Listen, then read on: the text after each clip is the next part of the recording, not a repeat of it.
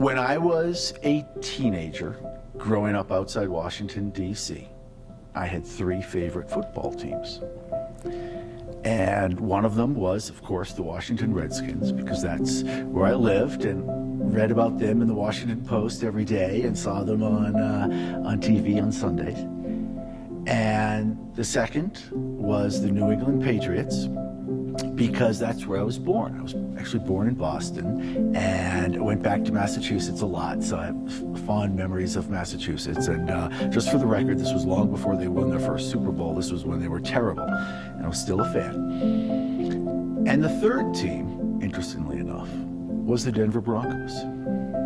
Now, I'd never been west of the Mississippi. We didn't have family or friends in Denver or Colorado or anything like that. But it was watching them on TV, and yes, I was pulled in by the great things they were doing in the late 70s, certainly. But beyond that, whenever the camera pulled away from Mile High Stadium, I got to see, along with all the other viewers across the country, the amazingly beautiful Rocky Mountains, if it was late season, covered in snow, seemingly a really short distance from the stadium, just a short drive up to them.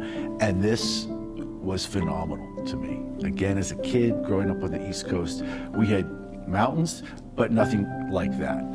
Not snow-covered Rocky Mountains. And they just ignited my imagination. And I said, what an amazing place to live. What a fantastic opportunity that would be if that could ever happen. And it was, it took more than 10, 15 years, but I finally made it out to Denver more than 20 years ago now with my wife.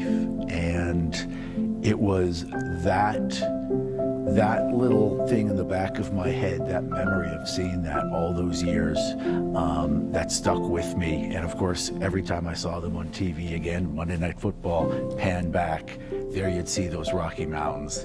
And that was a driving force, I have to say, in making me say, yes, let's take this opportunity and move to Denver, Colorado.